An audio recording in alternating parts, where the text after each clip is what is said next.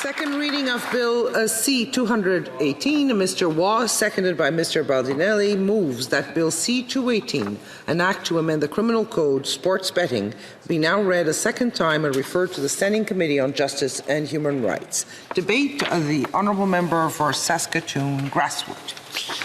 Well, thank you very much, Madam Speaker, and it's truly an honour to stand in the House here today and begin the conversation that we need on the Safe and the Regulated Sports Betting Act, which seeks to legalize single-event sports wagering in Canada. The gaming industry in Canada is a multi-billion-dollar industry. Casinos, racetracks, and other gaming facilities operating across the country directly employ tens of thousands of people. The economic activity created in these communities with gaming facilities generate another tens of thousands of dollars more. The gaming industry pays $6.7 billion in salaries per year. $6.7 billion per year, and generates over $9 billion in revenue for governments and much-needed charities every single year.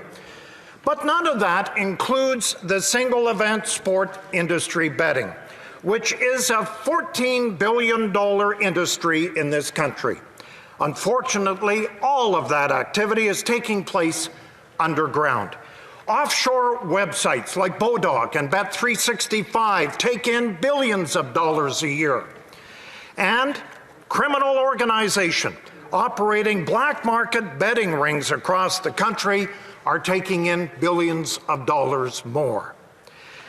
As we look at this, none of that money is going back towards the public good, and much of it goes towards funding other forms of criminality. It is true that in this country, some form of sports betting is taking place legally. And I mentioned it. Horse racing is one. It takes place all across this country. There is also what is known as parlay betting in this country, Madam Speaker. Parlay betting is what programs like Proline and Sports Select have, requiring bettors across the country to correctly place wagers on multiple events. If a bettor doesn't get them all right, then the ticket is unsuccessful. Parlay betting delivers about $500 million in revenue nationally each year in this country. But that is a mere pittance, Madam Speaker, compared to what single event betting brings in on offshore and the criminal enterprises in this country. In my province of Saskatchewan, the provincial government uses the revenue from parlay betting products to fund sport betting government industries, the youth and amateur sports, and they also use that money for the sports and the amateur arts in our province. Imagine now what they could do with their share of $14 billion. Legalization of single-event betting is something that governments, along with Indigenous groups across Canada, have been calling for probably many, many years in this country. The legalization of single-event betting is supported by provincial and many municipal governments across this country. I have spoken with and received support from provincial cabinet ministers coast to coast. Travis Taves, the Minister of Finance in the province of Alberta, wrote to me in an email, quote, "The current restrictions do not allow the provinces to compete on an even playing field, thus allowing substantial revenues to flow to unregulated, illegal operations and offshore internet sites without providing any financial benefits to Canadians. Removing these barriers to allow for provincially regulated alternatives would not only provide the provinces with financial benefits for their communities and social programs, but would also provide gaming consumers with security and integrity that is inherent in provincially regulated gaming." End of quote. That is the sentiment, Madam Speaker, that is echoed by other provincial governments in this land. And I think it really speaks for itself. We need regulation. The province wants to regulate it. and they have the expertise on regulating gambling and betting. They have been doing it for the past 30+ years.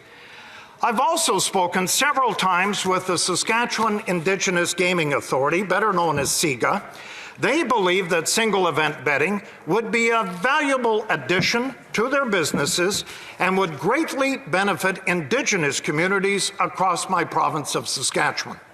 SIGA's casinos are run to the highest regulatory standards of the Indigenous gaming regulators and are accredited by the Responsible Gambling Council of Canada.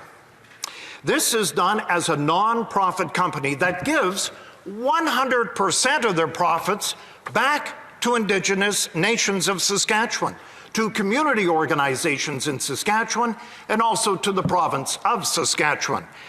These are the organizations that we want running our betting operations, not the criminal enterprises and unregulated offshore websites that we have now in the country of Canada.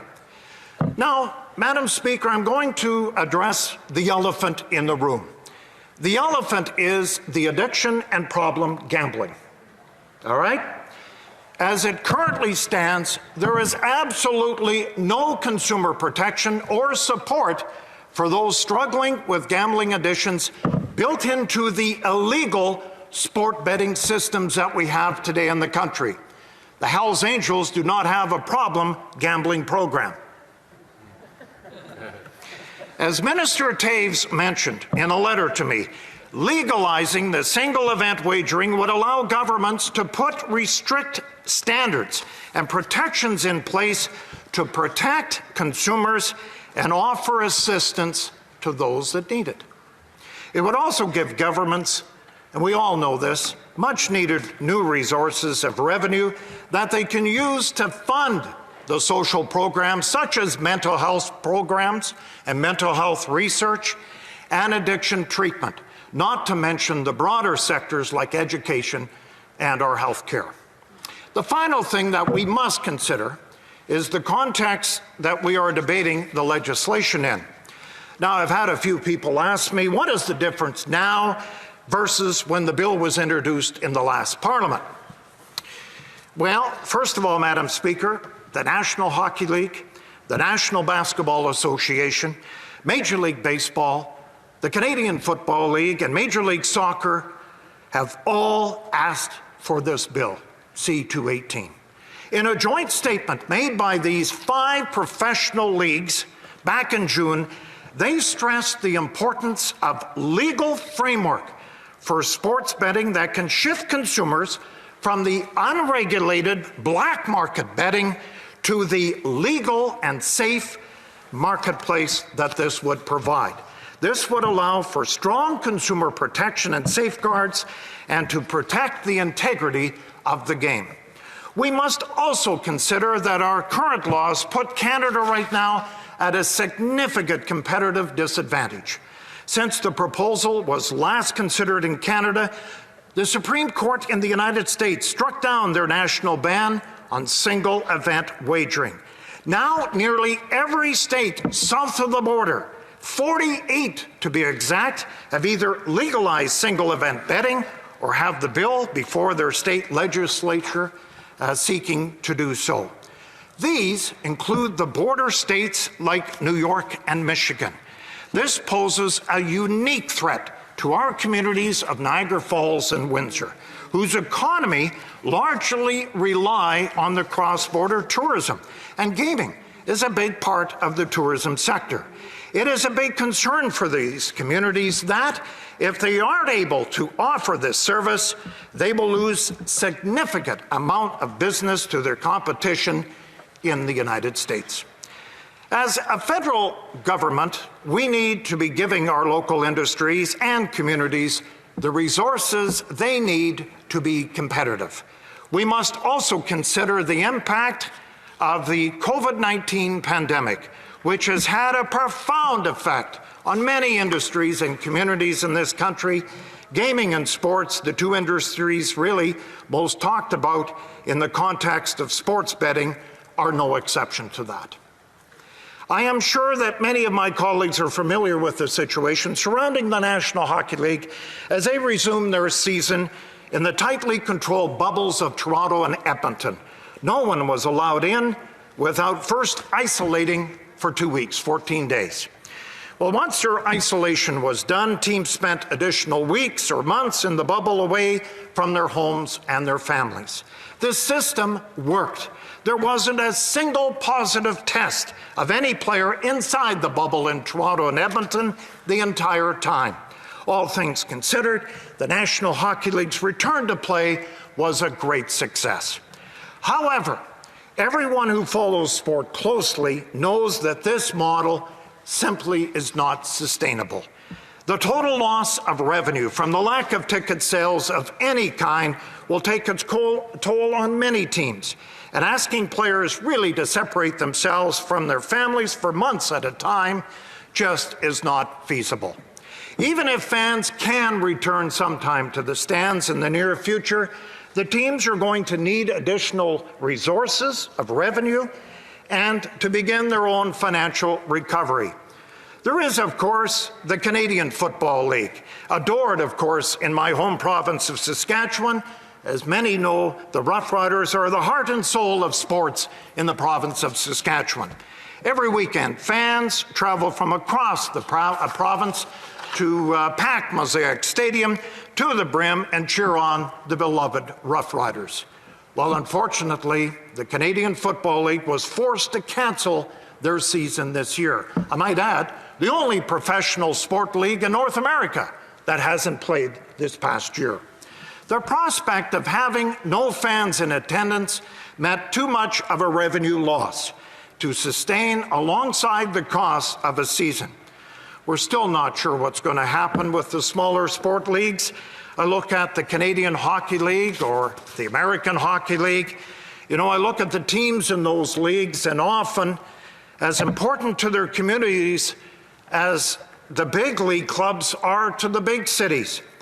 Now, these are the leagues similarly had to cancel their season due to COVID-19, due to the inability to generate any revenue without fans in the stands. My mind goes to the small market community-owned hockey clubs that lost out in the revenue this past year that they desperately needed to rely on. Teams like Prince Albert, Owen Sound, Peterborough, Baie-Comeau, and many, many more.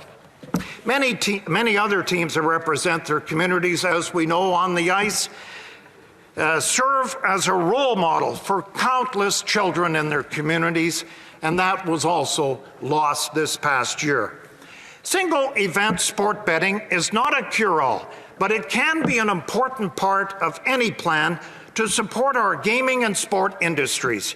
It can provide not only a significant new source of revenue for sport leagues, but it will drive increased interest in individual games and events.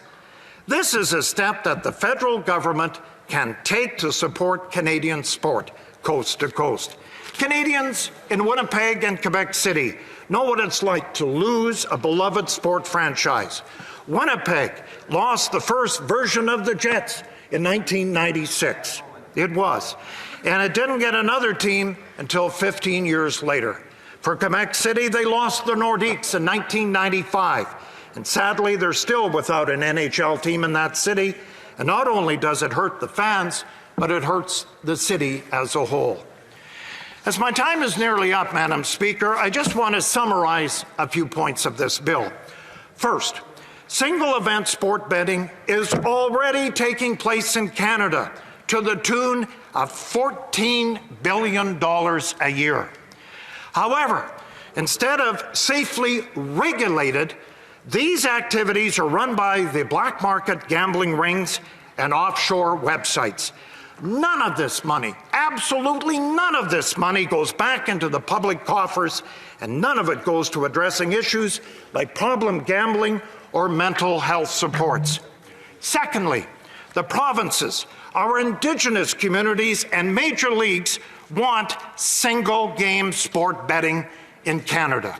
$14 billion is a lot of money, And it doesn't just mean more economic activity and new well-paying jobs, but it also means new tax revenues to invest in education, to invest in healthcare, as well as the more specific investments like mental health treatment, consumer protection, and problem gambling programs that are much needed in this country.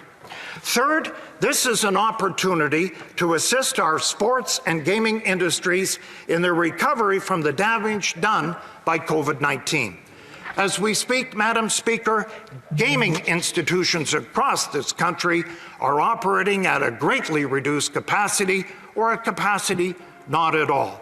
It's a common sense change, Madam Speaker, and I hope my colleagues will support Bill C-218. Thank you very much.